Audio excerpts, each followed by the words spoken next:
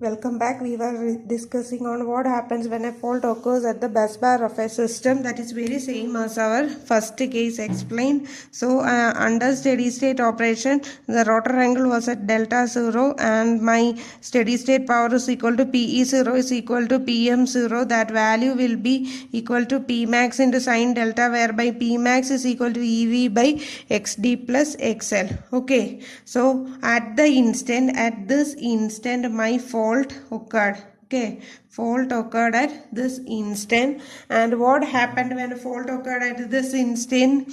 Suddenly my electrical power, no power is delivered outside, my electrical power becomes 0. So my electrical power becomes 0. So when my electrical power becomes 0, accelerating power will be there. Accelerating power is equal to Pm minus Pe. This will be greater than 0, which means that my rotor accelerates. When my rotor accelerates, rotor angle delta increases. When rotor angle delta increases, Pe increases. So Pe increases to a point Pe1. Okay, at an angle delta 1. So what happens? This happens at a point 1. Okay, so what happens at delta 1? This increases, and at my angle delta 1, what happened? My system recloses. So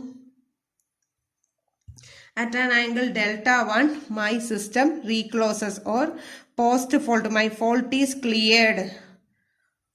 Fault is cleared at delta 1. When fault is cleared at the delta 1, then PE will be equal to PE1. So that PE1, then accelerating power will be equal to mechanical power minus electrical power, isn't it? So a mechanical power still remains the same, input remains the same, but the output is PE1, which is greater. This is greater, so accelerating power will be less than 0. So when my accelerating power is less than 0, then what happens? The rotor decelerates. Okay, so the rotor was continuously increasing its speed, but at delta 1, the power becomes deceleration and the rotor should decelerate. So what will happen?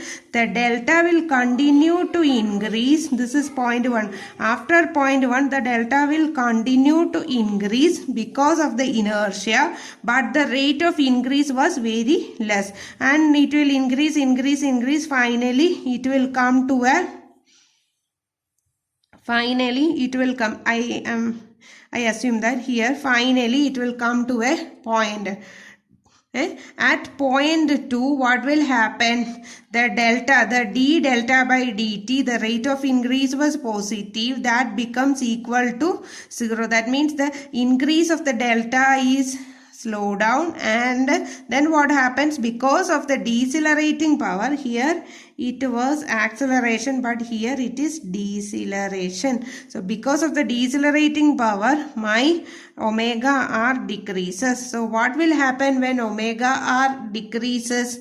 When omega r decreases, delta decreases. So it will reaches up to delta m, then d delta by dt will be equal to 0. Then delta decreases. What happens when delta decreases? Electrical power retraces back. Okay, so while considering the first swing, this is the first swing from delta 0 to delta m, angle variation gives the first swing. That is what we have to do under the equal area criterion. We have to find out the critical clearing angle and the critical clearing time. Okay, so what we have to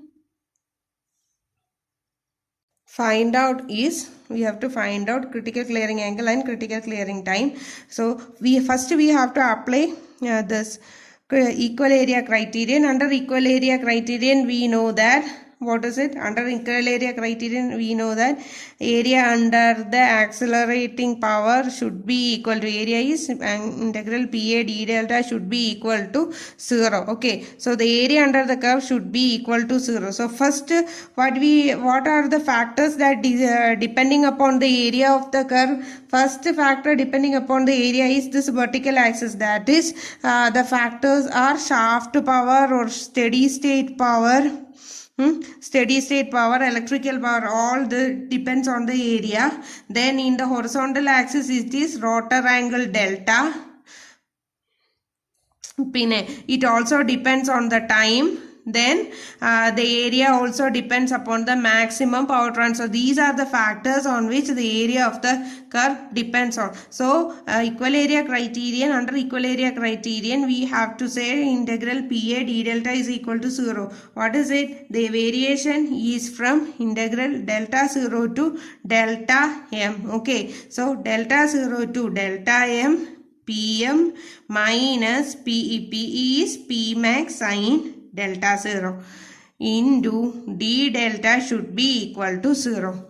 Or I can write it as, similarly I can write it as integral delta 0 to delta m into Pm d delta, that will be equal to Pm or steady state power Ps. Okay, this Pm I can write it as my steady state power Ps. So Ps into delta m minus delta 0. What is the area? Ps into delta m minus delta 0. This is Ps, isn't it? Ps into delta m minus delta 0 means this Ps is this height and delta 0 by delta m gives the area of this triangle, isn't it? So this gives the area of the triangle. So this is this shaded portion gives the area of mechanical curve Pm. Area under Pm it will give. Okay, so this is the area under triangle. So this is the shaded portion. Next, what we have to find out? Next we have to find out delta 0 to delta m Pm sine delta 0, isn't it? So that is delta 0 to delta m Pe or P max sine delta 0. We have to find out what is it. From delta 0 to delta 1 it is 0, isn't it? From delta 0 to delta 1, delta 0 to delta 1 angle PE is equal to 0. So I can write it as delta 1 to delta m P max sine delta 0 is equal to 0. Or how can I write it as, that is P max into integral of sine is cos delta 1 minus cos delta m should.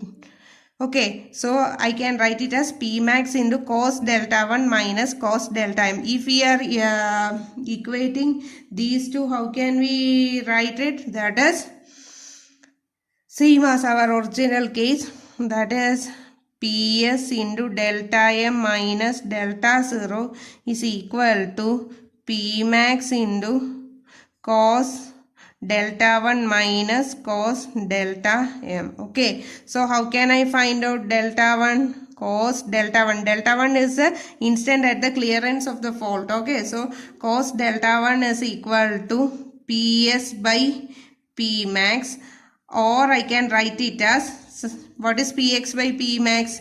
That is sine delta 0. Sine delta 0 or sine delta 0 into delta m minus delta 0 plus cos delta m.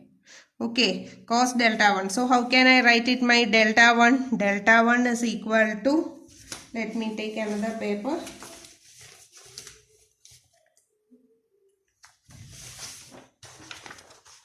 Or I can write it as delta 1 is equal to cos inverse of sine delta 0 into delta m minus delta 0 plus cos delta m. This is one equation which was same as that of the before case, last class discussed case. But what we have to find out is, this is the instant of a fault cleared. Okay, and or the circuit is reclosed. So for a critical system, this area should be constant. So I forgot to draw the area of electrical power. So the area of electrical power will be here, this vertical line. This is the area of electrical power. So this will be the common area. So finally this is area A1 and this is A2. I will write it with a pen. This is area A1 and this is A2. So these two areas should be equal under equal area criterion. So for equal area criterion, if this A1 is equal to A2, then our system will be constant. Okay. So next what I have to draw is, so if I am redrawing it, so that curve I am redrawing it again. So this is my power angle curve delta, and this is my electrical power, and this is the maximum electrical power. And what I have to draw is, okay, so here this is my delta 0 and my fault was cleared.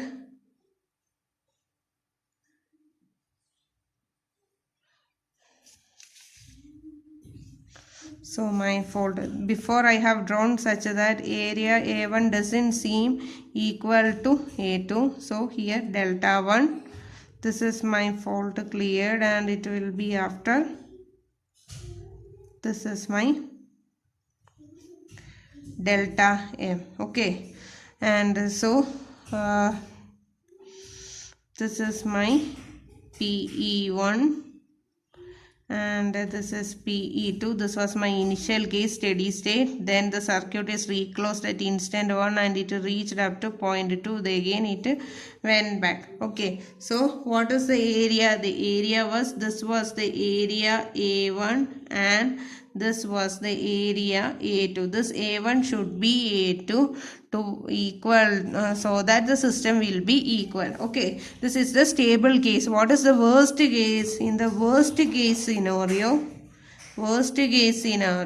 or in a marginally stable condition, what is happening is, in marginally stable condition means after my rotor angle varies, after that delta max, when my delta M should go such that the value of delta M should be delta max, and after going that area, that is equal to pi minus delta 0 here. This can move up to here, that this point is pi minus delta 0.